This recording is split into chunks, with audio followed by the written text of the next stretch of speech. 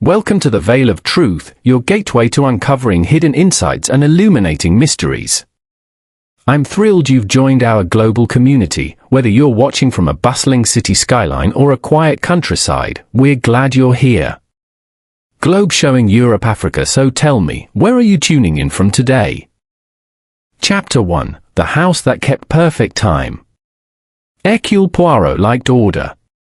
He liked symmetry, clean lines, and the comforting certainty that one could arrange the world, at least a little, by arranging the small things within it. A crooked picture frame was an offense. An untied shoelace was an insult. And a clock that could not decide what time it was, that was almost personal. So when Sir Lionel Brent wrote to him with a polite, urgent invitation, mentioning, rather proudly, that every clock in his house struck together like a disciplined choir, Poirot felt an unusual curiosity. Hawthorne Grange stood on the edge of a quiet English village, surrounded by clipped hedges and orderly gardens that looked as though they had been combed. The gravel drive did not dare to misplace a stone. The front door shone with such confidence one might think it had never been touched by a careless hand. Poirot arrived in the late afternoon, carrying only a small valise and the calm expression of a man who expected the world to behave properly. Captain Hastings was away on one of his cheerful adventures, which Poirot considered both a pity and a blessing. Hastings, though loyal, had a terrible habit of being impressed by the wrong thing. A tall butler opened the door. "Mr. Poirot?" he asked, as if he already knew perfectly well. "But of course," said Poirot. "And you are?" "Jameson, sir." Jameson took the bag with the delicate care of someone handling a fragile object, and led Poirot through a hall that smelled faintly of Polish and autumn roses. There were clocks in the hall, 2 on the wall, 1 on a side table, and a grandfather clock standing like a dignified soldier near the staircase. Their ticking created a soft, steady music. Poirot stopped.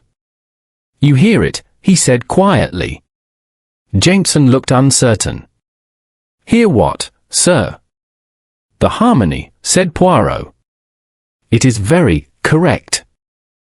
Jameson's face softened with pride. "Sir Lionel insists, sir. The clocks are checked weekly. Sometimes daily." "Ah," said Poirot. "Daily. That is devotion."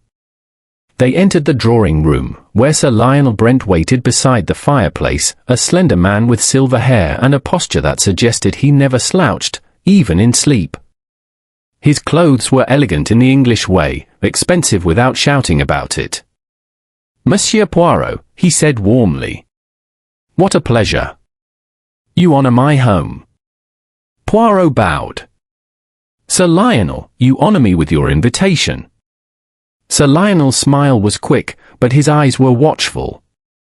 He did not look like a man who invited famous detectives for amusement. Poirot noticed the faint tremor in his fingers as he lifted a teacup.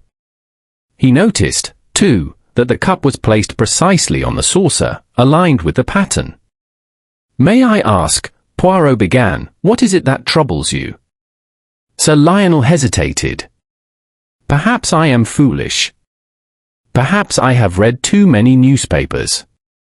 But lately I have felt surrounded by small wrongnesses." Poirot's head tilted.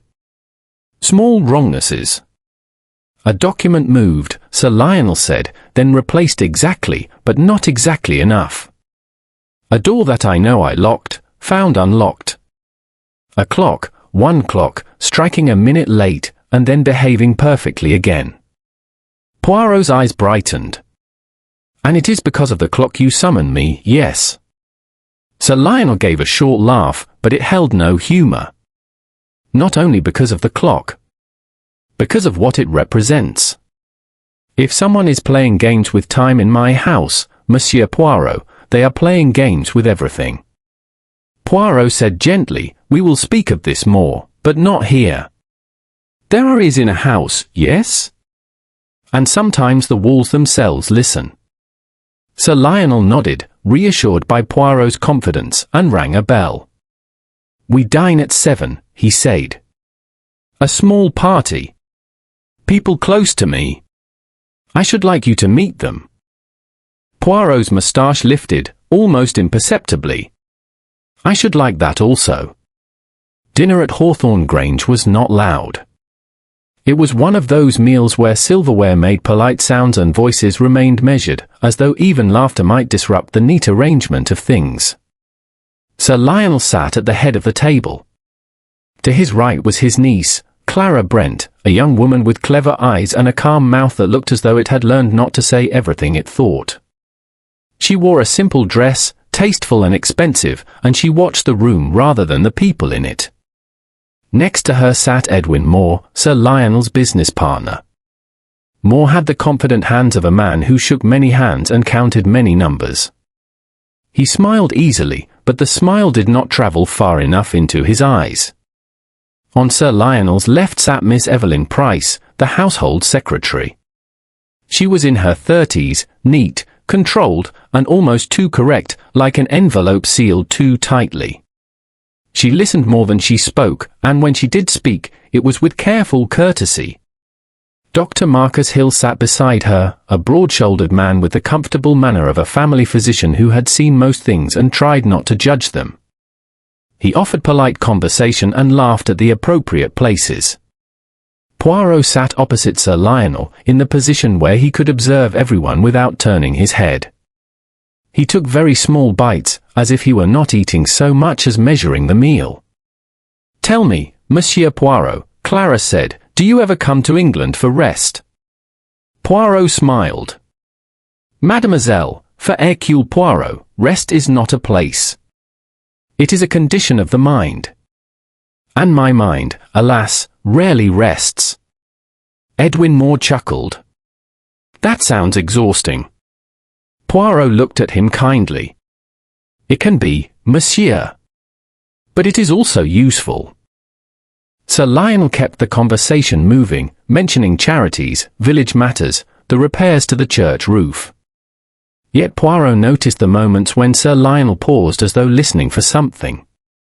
And once, only once, Poirot saw Miss Price's gaze flick briefly towards the sideboard, where a small clock Saturday. Her eyes moved away again at once, but the movement was as sharp as a needle. Poirot stored it away. When the dessert arrived, Sir Lionel's face paled slightly. "I apologize," he said. "I find myself tired tonight." "The air, perhaps." Dr. Hill leaned forward. "You've been pushing yourself, Lionel. You must slow down." Sir Lionel made a small dismissive gesture. "Yes, yes. I will. I intend an early night." Clara's voice softened. "Uncle, are you sure you're all right?" "I am fine," Sir Lionel said, too quickly. Then he forced a smile. "I have my habits, Clara. When I say early, I mean early." Poirot's eyes flicked to the long case clock in the corner. The hands moved smoothly. The room seemed calm. Too calm, perhaps. After dinner, they moved to the drawing room. Tea was served. Dr. Hill discussed a minor outbreak of influenza in the village. Edwin Moore spoke of a railway committee. Clara sat near the fire, her hands folded, her face composed. Miss Price took notes from Sir Lionel about appointments, so efficiently it looked almost comforting. Then, quite suddenly, Sir Lionel's cup rattled faintly against the saucer. He looked down at it as if surprised. Poirot leaned forward. "Sir Lionel." "I'm perfectly well," Sir Lionel said, his voice tight. He stood up, too quickly, and the movement seemed to drain the color from his face. "Forgive me. I shall retire." Dr. Hill rose. "Let me examine you." "No," Sir Lionel snapped, and then immediately softened his tone. "No, thank you. It is only fatigue." He gave Poirot a brief look, sharp and anxious. "Tomorrow, Monsieur Poirot. We will speak tomorrow in my study. There are things I must show you." Poirot stood. "Tomorrow, then, Sir Lionel nodded and left the room with that stiff dignity of a man determined not to appear weak in front of others. The conversation resumed, but something had changed. It was not dramatic. It was simply that the room now contained an absence, the absence of the man who controlled it. Poirot took a slow sip of tea and watched the others. Clara stared into the fire as if trying to read answers in the flames. Edwin Moore spoke a little too loudly, as though noise could cover discomfort. Dr. Hill looked troubled and kept glancing towards the door. Miss Price remained perfectly calm, but her fingers were clasped so tightly they made her knuckles pale. At precisely 9 o'clock, the clocks chimed together. A clean, orderly sound. Poirot listened, his eyes half closed. Everything was correct. Everything was perfect. And that, he thought, was exactly why he was uneasy. Because a house that kept perfect time could still hide a lie, perhaps even better than any other house at all. Chapter 2: The morning that arrived too neatly. Hercule Poirot awoke precisely at 7:30, not because of any alarm, but because his mind, once alerted to a disturbance, refused to indulge in idleness. He lay still for a moment, listening. The house was quiet. Not the comfortable quiet of sleep, but the deliberate quiet of a place that had already begun its day without informing him. Somewhere below, a clock ticked steadily. Somewhere else, another answered it in perfect agreement. The sound was gentle, reassuring, and faintly oppressive. Poirot rose, dressed with care, and adjusted his moustache until it satisfied him. He opened his bedroom door and stepped into the corridor. The first thing he noticed was the smell. Not smoke. Not illness. Something subtler. A faint trace of oil and polish, freshly applied, as if someone had attended to a machine rather than a human. At the end of the corridor, Jameson the butler stood rigidly outside Sir Lionel Brent's study. "Good morning, Jameson," Poirot said softly. Jameson did not turn at once. When he did, his face was pale beneath its professional calm. "Monsieur Poirot," he said. "I was about to fetch you." Poirot inclined his head. "Then we are in agreement." Jameson swallowed. "Sir Lionel has not come down. That is unusual. I went to his room. The bed had not been slept in." Poirot's eyes narrowed slightly. "And the study?" "The door was locked," Jameson said.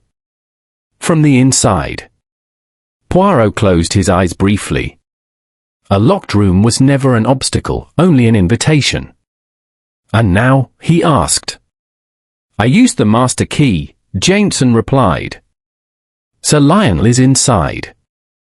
Poirot stepped forward. "Then let us not keep him waiting." The study was exactly as Poirot had seen it the evening before, precise, balanced, restrained. The curtains were half open, allowing the grey morning light to enter without enthusiasm.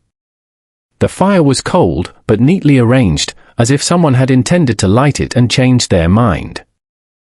Sir Lionel Brent sat in his chair behind the desk.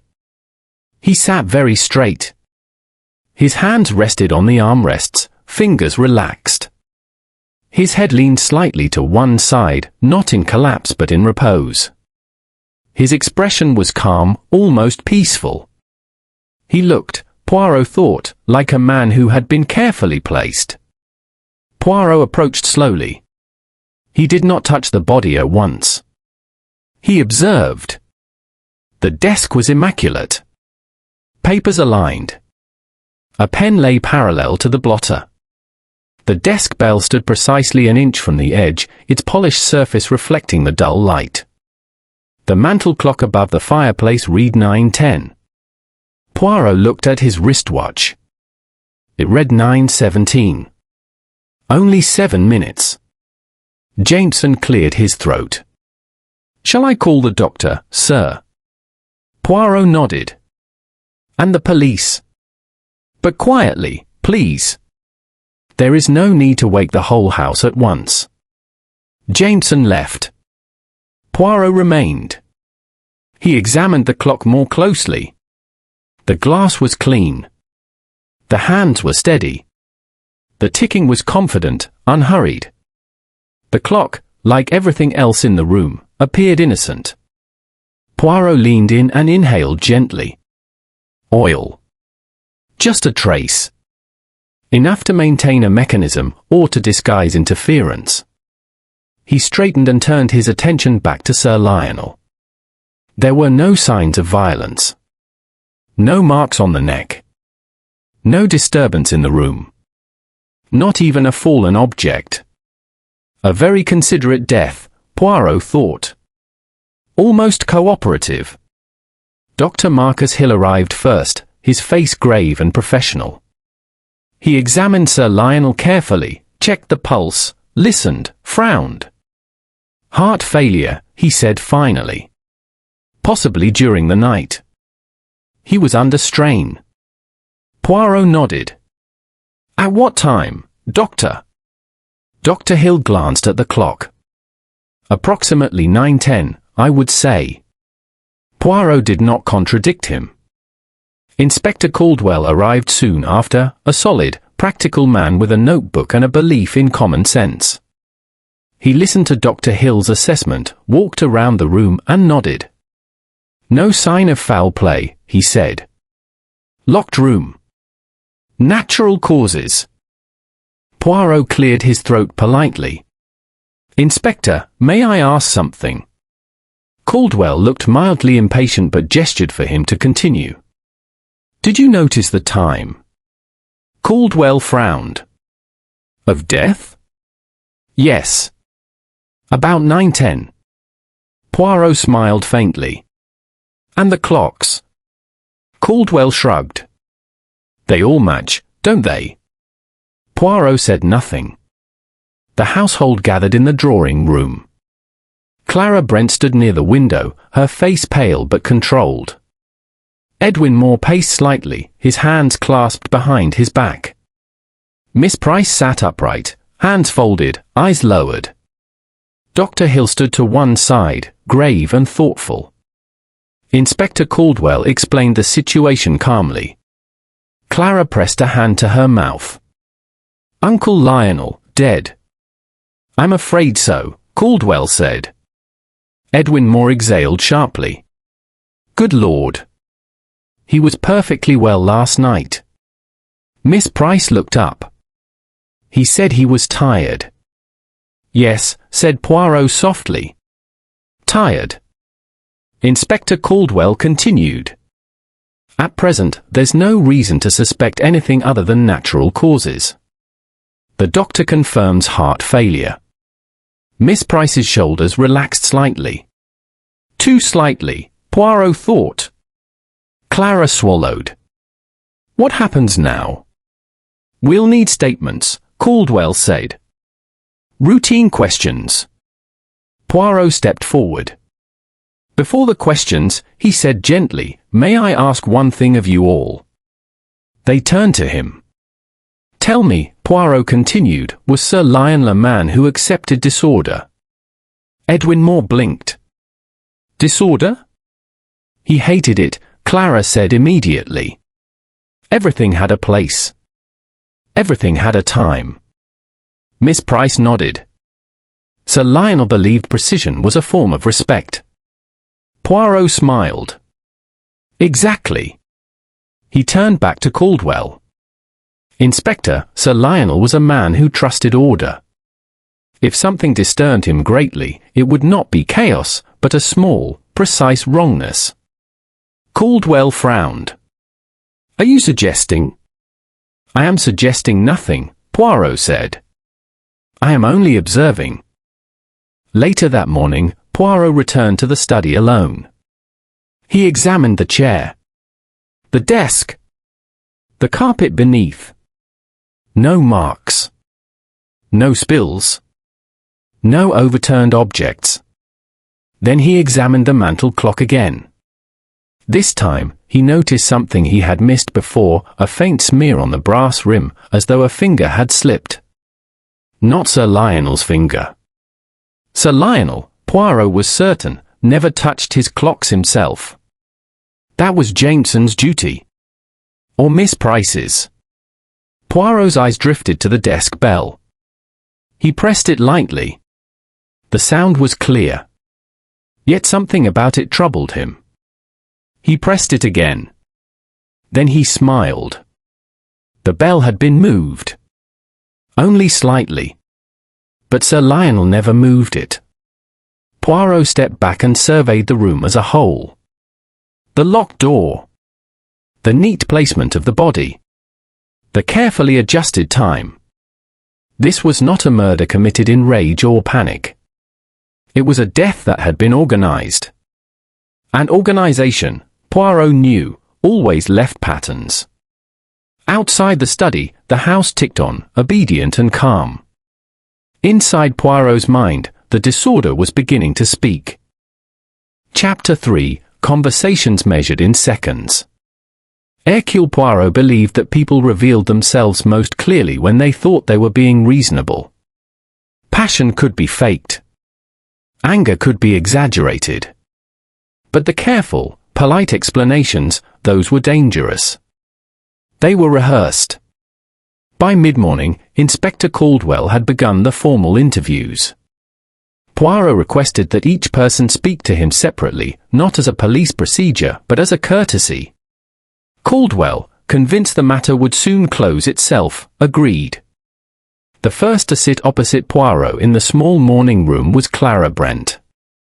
She sat with her hands folded in her lap, her back straight but not stiff. Her eyes were red, though she did not cry. Poirot noted this with approval. Grief expressed too neatly was often as revealing as grief uncontrolled. "You were fond of your uncle," Poirot began gently. "Yes," Clara said. "He raised me after my parents died. He could be strict, but he was fair." "Strict about what, mademoiselle?" "Time. Accuracy. Honesty." She hesitated. "Especially honesty." Poirot leaned forward slightly. "Did Sir Lionel ever speak of fear?" Clara frowned. "Fear? No. Concern, perhaps. He said recently that someone in the house was being careless." "Careless how?" "He didn't say. Only that small mistakes, if ignored, became large ones." Poirot smiled. "That is very wise." Clara's fingers tightened. "You don't think this was an accident?" Poirot replied carefully. "I think your uncle's death deserves respect. That is all." She nodded, accepting this, though her eyes followed him thoughtfully as she left the room. Edwin Moore was next. He entered briskly, as though speed itself might reassure him. He did not sit immediately, choosing instead to pace. "You and Sir Lionel were business partners," Poirot said. "Yes," Moore replied. "For years." "And recently?" Moore waved a hand. "Minor disagreements. All partnerships have them." "About money?" Poirot asked. Moore stopped pacing. "About timing?" Poirot's eyebrows lifted. "Timing? A merger. Sir Lionel wanted to delay. I thought we'd lose advantage. But we resolved it." "When?" "2 days ago." Poirot nodded. Did Sir Lionel seem relieved? Moore hesitated. He seemed distracted. Distracted by what? Moore shrugged. He said something about someone interfering where they shouldn't. Poirot smiled politely. "Did you know what he meant?" "No," Moore said too quickly. "And I didn't ask." Poirot thanked him and made a small note. People who avoided questions often pretended they were sparing others' feelings. In truth, they were sparing themselves. Dr. Marcus Hill arrived next. The doctor looked genuinely troubled. He sat heavily, as if the chair were a support rather than furniture. Sir Lionel was not a weak man, Hill said before Poirot could ask. But stress can do unexpected things. Stress caused by what, Doctor? Hill sighed. Control. He tried to manage everything himself. Even fear. Hill hesitated. He mentioned unease. A sense of being watched. Poirot's eyes sharpened. Watched? Yes. He laughed it off, but I did not like it. Did you suggest rest? Of course. And medication. None beyond mild sedatives, which he refused. Poirot nodded.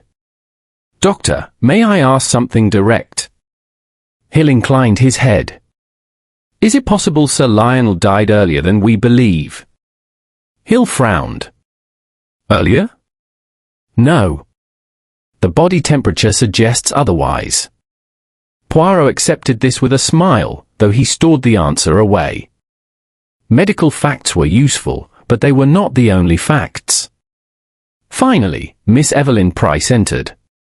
She moved quietly, efficiently, closing the door behind her with a controlled motion.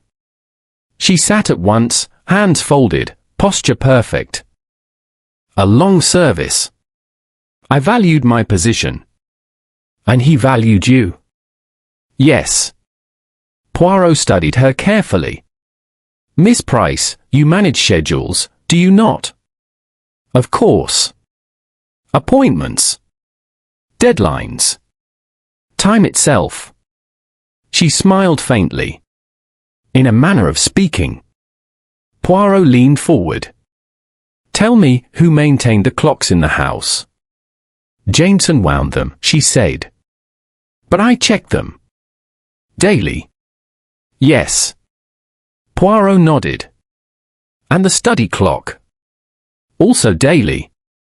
Poirot smiled warmly. You are very reliable.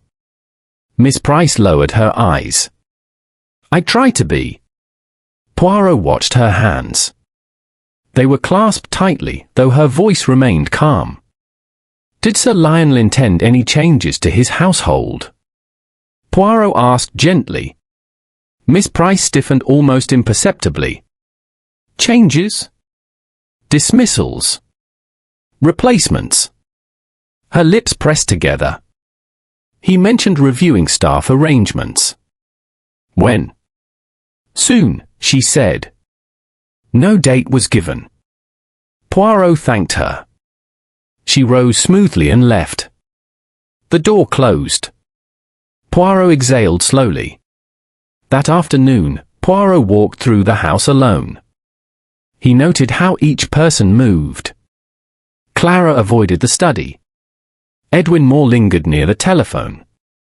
Dr. Hill stayed close to the exit, as though expecting to be called away.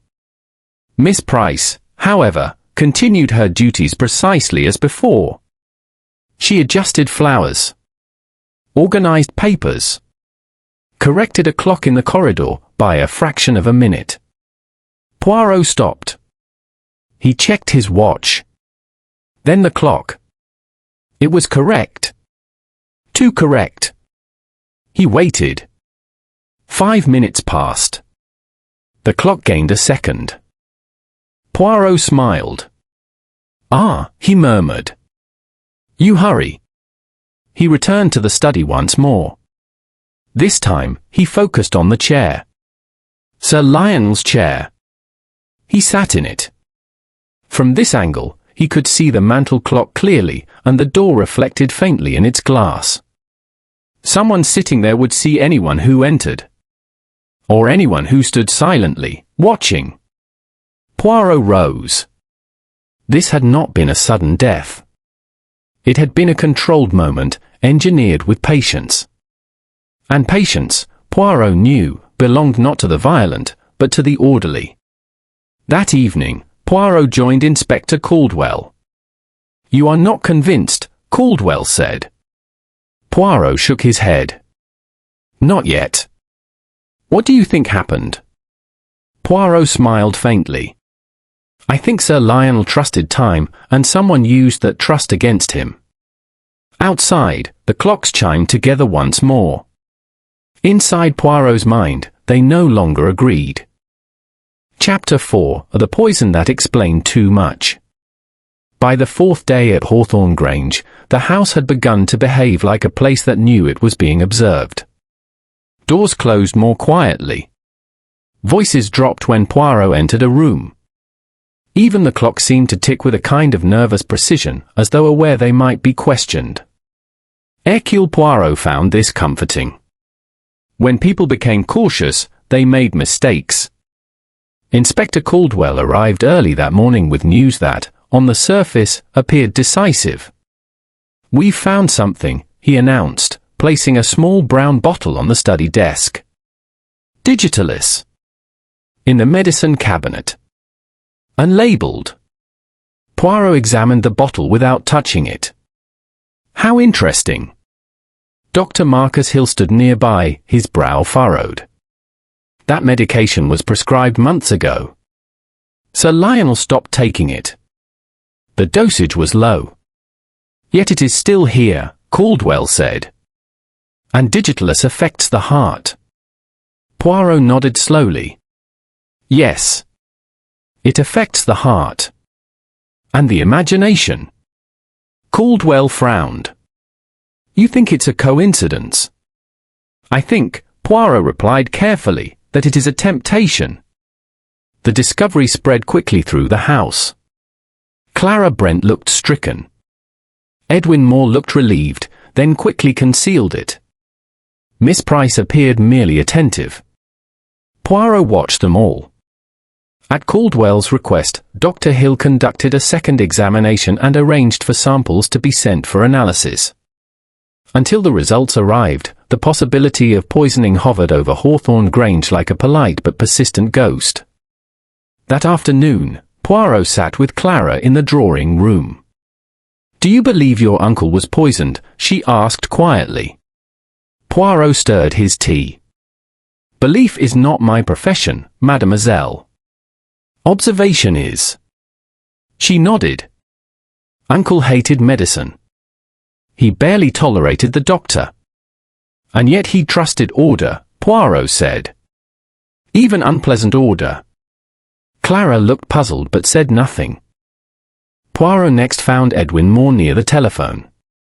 "You have business interests to protect," Poirot said conversationally. Moore stiffened. "I have a company to run. And Sir Lionel intended to delay your merger." "Yes. A delay can cost money. It can also save it." Poirot nodded. "And death, monsieur, death freezes time completely." Moore swallowed. "You don't think?" Poirot smiled. "I think nothing yet." Dr. Hill requested a private word with Poirot later that day.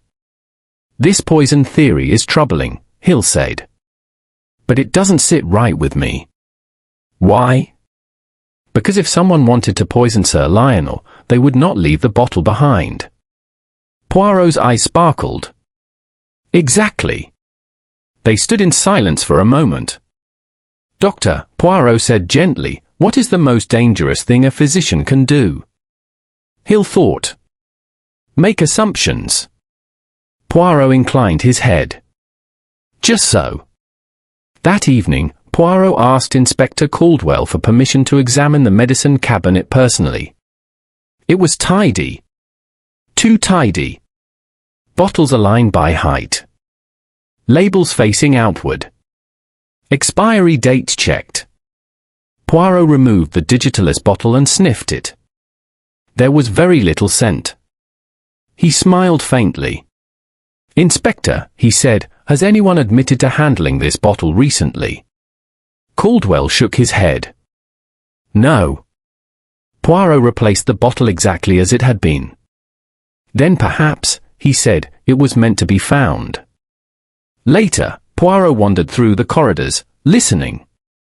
From behind a half-closed door, he heard voices. Edwin Moore and Miss Price. "You said it would be fine," Moore hissed. "I said nothing of the sort," Miss Price replied, calm but firm. "You said there was no proof." There still isn't, she said. Unless you speak too loudly. Poirot stepped back quietly, his face thoughtful. That night, Poirot returned once more to the study. He lit a small lamp and sat in Sir Lionel's chair. He imagined the final moments. Sir Lionel, alone. A conversation perhaps. A revelation. A small shock. Poirot's eyes drifted to the desk bell. He pressed it. Nothing happened. Poirot frowned. He pressed again, harder. The bell rang, delayed. Ah. He examined it closely. The mechanism inside had been altered. Slightly. Enough to delay the sound. Poirot smiled slowly. Why delay a bell? Unless one wanted silence. Unless one wanted Sir Lionel to believe help was coming when it was not. Poirot stood and paced. Digitalis was a lie. A convenient explanation. A red herring. The real weapon had been knowledge, of habits, of fear, of order. And someone had been close enough to know all of it. The laboratory results arrived the following morning. No poison detected, Inspector Caldwell admitted. Poirot nodded. Of course. So what now? Poirot looked towards the mantel clock. Now, he said, we stop allowing time to mislead us. He gestured to the bell. And we ask why someone wanted Sir Lionel to wait. Inspector Caldwell stared at the bell, then back at Poirot. You're saying he wasn't alone when he died? I am saying, Poirot replied softly, that he was not meant to be alone. The inspector exhaled. Then this was murder. Poirot adjusted his moustache. It was persuasion, he said. A gentle pressure at precisely the wrong moment. Outside, the clocks chimed once again. Perfectly. But Poirot no longer trusted perfection. Chapter 5, The 7 Minutes That Changed Everything. Hercule Poirot believed that time, when treated with respect, would always confess. It was people who lied, time merely allowed them to do so. On the 5th morning at Hawthorne Grange, Poirot asked Inspector Caldwell for a favour. I wish to reconstruct the evening, he said. Not dramatically. Not theatrically. Simply, accurately. Caldwell raised an eyebrow. A reenactment. A conversation with time, Poirot replied. They gathered in the drawing room shortly after luncheon. The house was quiet, almost expectant. Clara Brent sat near the window. Edwin Moore stood by the fireplace, arms folded. Dr. Hill remained close to the door. Miss Price sat perfectly upright on the edge of a chair, hands folded neatly in her lap.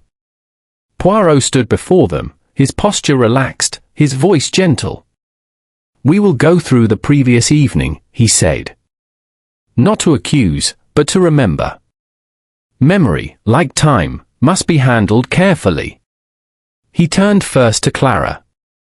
At what time did Sir Lionel leave the drawing room? Clara closed her eyes briefly. A little after 8:30. Poirot nodded. And he went where? To his study. Poirot glanced at Miss Price. Did you accompany him? Yes, she replied calmly. He dictated a note. Which you wrote? Yes. Poirot smiled faintly. At what time did you leave him? Miss Price thought. Just before 9. Poirot nodded again. He turned to Edwin Moore. When did you last see Sir Lionel alive? Moore hesitated. When he left the room. At 8:30. Yes. Poirot inclined his head. Doctor? Dr. Hill adjusted his glasses. I spoke with him briefly in the corridor. Around 8:45. Poirot's eyes gleamed. Excellent. He turned back to the group.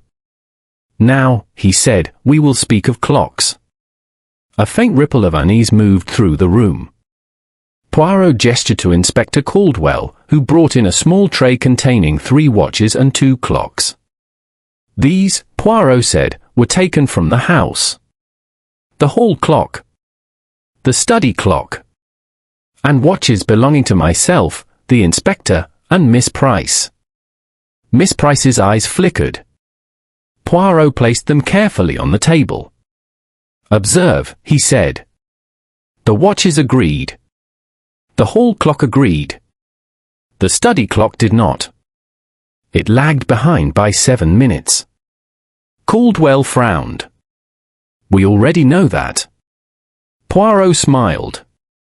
Yes. But now we ask why. Poirot turned to Miss Price. You check the clocks daily. Yes. You pride yourself on precision. I do. Poirot nodded. Then tell me, how could you fail to notice a 7-minute discrepancy? Miss Price met his gaze. Perhaps I did notice. The room held its breath. Poirot smiled gently. Indeed. Perhaps you noticed, and permitted it. Edwin Moore shifted uneasily. Poirot continued. Sir Lionel trusted you, Miss Price. You controlled his schedule. You adjusted his environment. You even controlled when his bell rang. Miss Price stiffened. Poirot lifted the desk bell from the tray. We discovered this bell was altered. It rang, but too late. He placed it down. Why delay a bell? To create the illusion of help. To encourage a man to wait. Poirot's voice softened. Sir Lionel was distressed. He confronted you. About the accounts. Miss Price's lips tightened. You had been moving small sums, Poirot continued, believing them invisible. But Sir Lionel saw everything. Clara gasped. Poirot raised a hand. Not yet, mademoiselle. He turned back to Miss Price. He told you he would dismiss you. Quietly.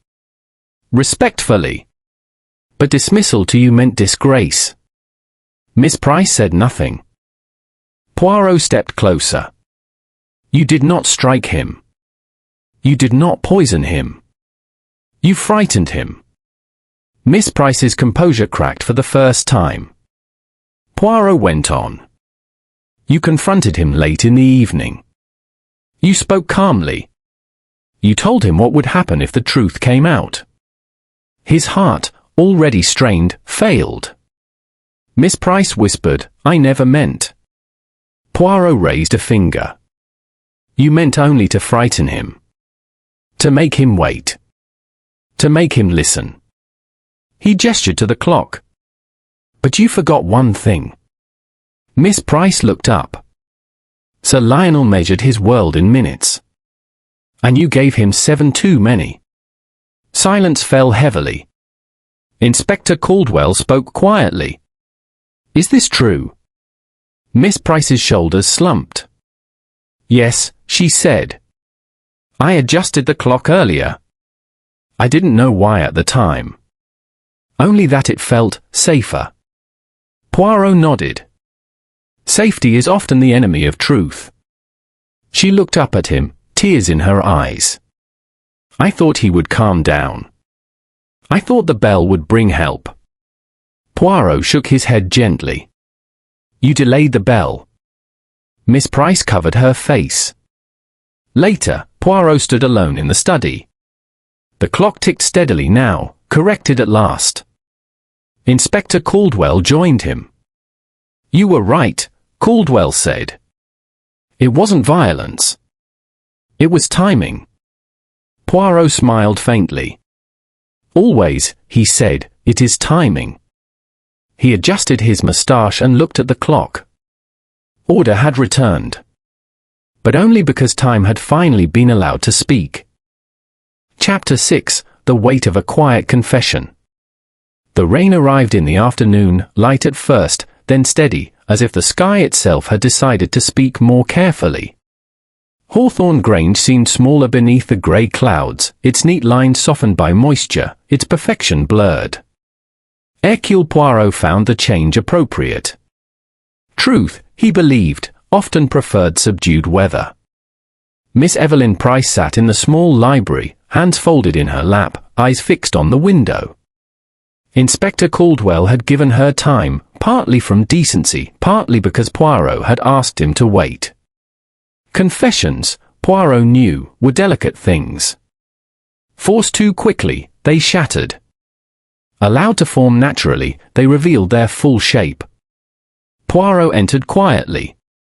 "May I sit, mademoiselle?" he asked. Miss Price nodded without turning her head. They sat in silence for a moment, listening to the rain tap against the glass. "You have admitted much," Poirot said gently. "But not everything." Miss Price closed her eyes. "I don't know how much more there is." Poirot folded his hands. "Then let us discover it together." She began slowly. Sir Lionel had trusted her with accounts, schedules, correspondence, everything that passed through the house. At first, the small transfers had felt harmless. Temporary. Invisible. "I intended to replace it," she said. "Always." Poirot nodded. Intentions are often excellent companions to disasters. She looked at him, startled, then gave a sad smile. When Sir Lionel discovered the discrepancies, he did not accuse her outright. Instead, he became watchful. Polite. Distant. He said he would review the household, Miss Price continued. "I knew what that meant." "And so you acted," Poirot said. "Yes," she whispered. "I wanted to explain. To make him understand. I went to the study." Poirot leaned forward. "At what time?" "Just before 9, she said. "I remember because I adjusted the clock earlier, without thinking." Poirot nodded. She described the confrontation, her calm voice, Sir Lionel's growing distress, the precise way he kept glancing at the clock as though time itself might intervene. "He rang the bell," she said softly. "Or tried to." She swallowed. "But it didn't ring at once," Poirot said. "I had adjusted it days earlier," she admitted. "I thought it was faulty." Poirot's eyes were kind. Faulty tools are often the most dangerous. Sir Lionel had waited. Believing help was coming. Believing time was still on his side. When he collapsed, Miss Price froze. "I didn't touch him," she said. "I didn't know what to do." Poirot nodded. "And then?" "I panicked," she said. "I adjusted the clock again. Just a little. To make it look orderly." Poirot closed his eyes briefly. "You wanted his death to fit his life," he said. "Neat. Controlled." She began to cry then, not dramatically, but quietly, as though even her grief obeyed rules. Inspector Caldwell joined them later, listening as Miss Price repeated her account. When she finished, he sighed heavily. "This wasn't premeditated murder," he said. "No," Poirot agreed. "It was miscalculated persuasion." Caldwell rubbed his forehead. "The law will decide what to call it." Poirot said nothing. That evening, Poirot gathered the others.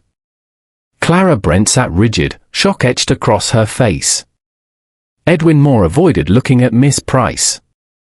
Dr. Hill stood solemn and quiet. Poirot spoke gently.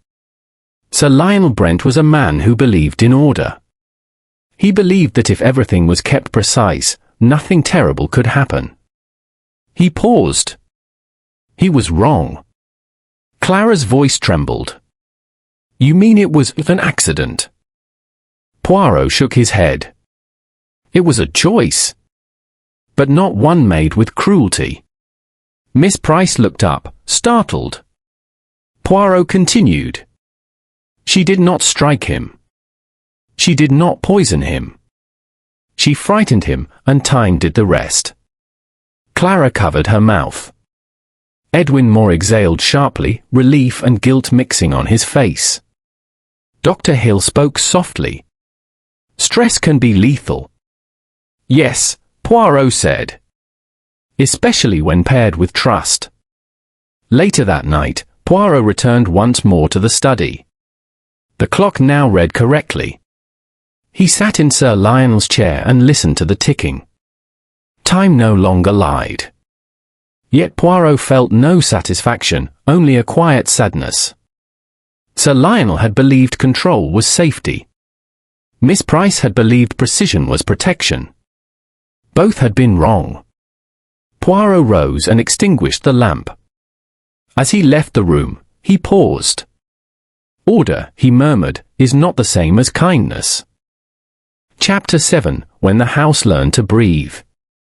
The night after Miss Price's confession was unusually quiet at Hawthorne Grange. Not the artificial quiet that came from discipline and habit, but a deeper stillness, like the pause after a long-held breath. Even the clocks seemed to tick more softly, as though relieved to be absolved of their part in deception. Hercule Poirot stood at the window of his bedroom, watching the rain thin into mist. He did not sleep easily that night. Cases rarely troubled him once solved, but this one lingered. There were still questions, small ones, perhaps, but small questions had a way of becoming large if ignored. In the morning, the household gathered once more in the drawing-room. Inspector Caldwell had delayed formal proceedings until all details were clear. Poirot had insisted. A truth that limps, he had said, arrives later than a lie that runs. Clara Brent sat stiffly, her hands clasped tightly together. She looked older than she had a few days earlier, as though certainty had been replaced by something heavier. Edwin Moore stood near the mantelpiece, staring at the clock with visible discomfort. Dr. Hill leaned against the back of a chair, thoughtful and subdued. Miss Price was not present. She remained in the small library under supervision, waiting. Poirot cleared his throat gently. There remains, he said, one final matter. Not of guilt, but of understanding. Inspector Caldwell nodded. Go on. Poirot turned to Dr. Hill. Doctor, you said Sir Lionel's heart was vulnerable. Yes, Hill replied. But not critically so. Under normal circumstances, he could have lived many more years. Poirot inclined his head. And under abnormal ones. Hill hesitated. Extreme emotional stress could trigger a fatal event. Poirot turned to the others. Sir Lionel did not die because he was weak. He died because he was unprepared to lose control. Clara looked up sharply. You mean, the shock killed him? Poirot met her gaze kindly. Yes. But not the shock alone. The waiting. Edwin Moore frowned. The waiting. The 7 minutes, Poirot said softly. Your uncle believed help was coming. He trusted the bell. He trusted the clock. He waited when he should not have. A long silence followed. Inspector Caldwell spoke carefully. Legally speaking, this matters. Poirot nodded. Morally, it matters even more. Later that morning, Poirot asked to see Miss Price once more. She sat quietly, her composure restored in a fragile way, as if held together by resolve rather than confidence. You wish to speak to me? She asked. Yes, Poirot said, taking a chair opposite her. There is one thing you have not told me. Miss Price's fingers tightened. I've told you everything. Poirot smiled gently. You have told me what happened. Not why you believed it would work. She looked at him sharply. You adjusted the clocks before that night, Poirot continued. Not once, but several times. Her eyes dropped. You were testing, Poirot said. Testing how much control you had. She whispered, I needed to know. Because, Poirot said, Sir Lionel was planning more than dismissal. Her head snapped up. What do you mean? He had discovered the discrepancies, Poirot said. But he also discovered who encouraged them. Miss Price stared at him. Edwin Moore, Poirot said calmly. She closed her eyes. He pressured you, Poirot continued. Small requests. Quiet urgency. Promises that no one would notice. Miss Price nodded slowly. I never meant it to go so far. Poirot sighed. Nor did he. Poirot later confronted Edwin Moore privately. Moore tried to laugh it off. You have no proof. Poirot smiled politely. I have patterns. He explained quietly how Moore's insistence on urgency, his knowledge of schedules, his access to Sir Lionel's trust had created the conditions. Not murder, but manipulation.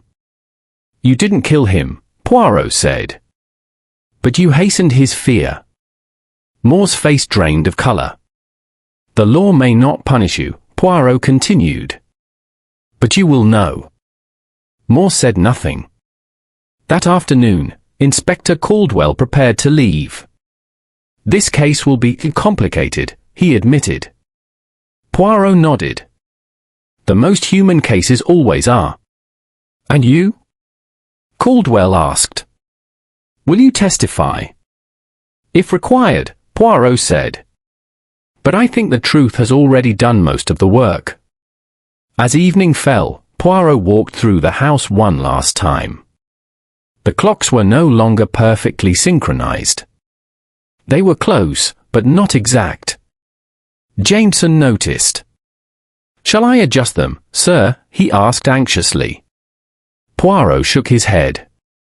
No. Leave them. Jameson looked confused. A little disagreement, Poirot said, is healthy. Poirot paused in the study, standing where Sir Lionel once had. You believed order would protect you, he murmured softly. But it was trust that failed you. He turned and closed the door behind him. Outside, the air was clear. The rain had washed the world clean, leaving only the quiet truth behind. One chapter remained. Chapter 8, when time was finally set right. Hercule Poirot believed that every mystery ended not with revelation, but with acceptance. Truth, once spoken, did not explode, it settled, like dust in still air. The final morning at Hawthorne Grange arrived quietly, the sky pale and undecided, as though even the weather were waiting for permission to move on.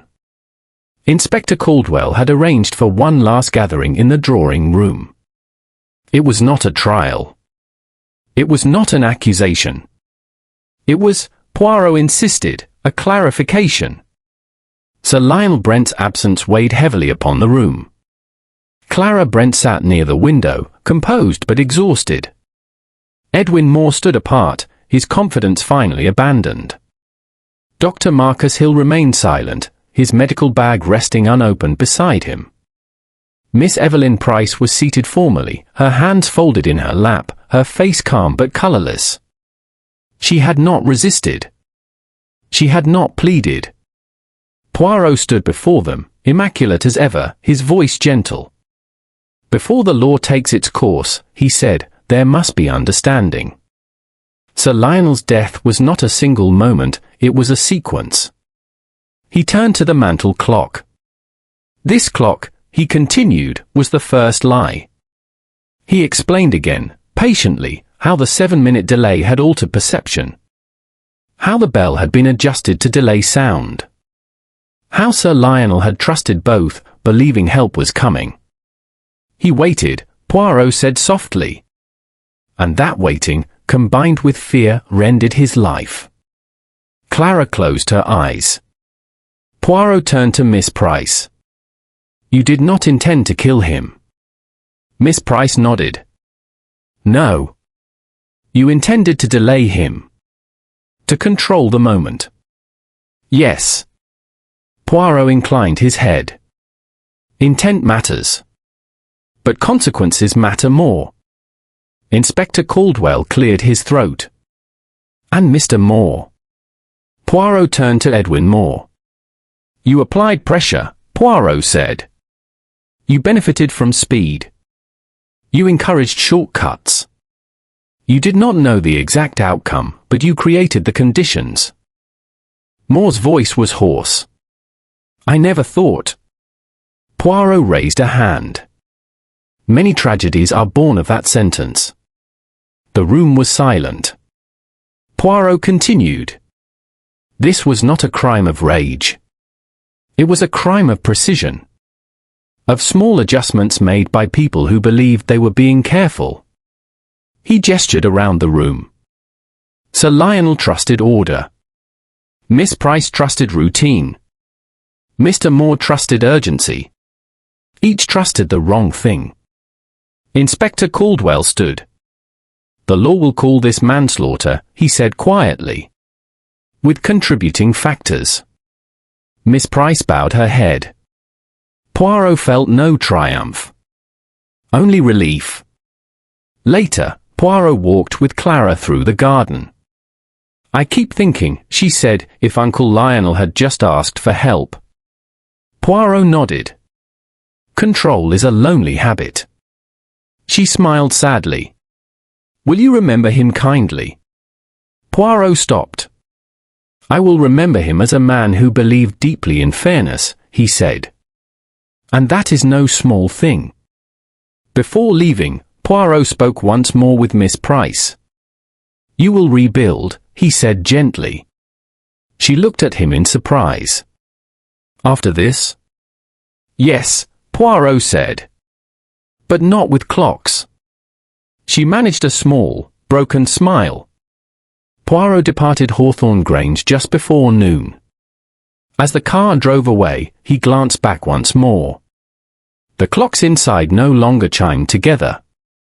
Each marked time in its own imperfect way. And that, Poirot thought, was how it should be. Time, like truth, did not need perfection, only honesty. He adjusted his moustache, closed his eyes, and allowed the road ahead to carry him forward. The case was finished. And time, at last, he had been set right.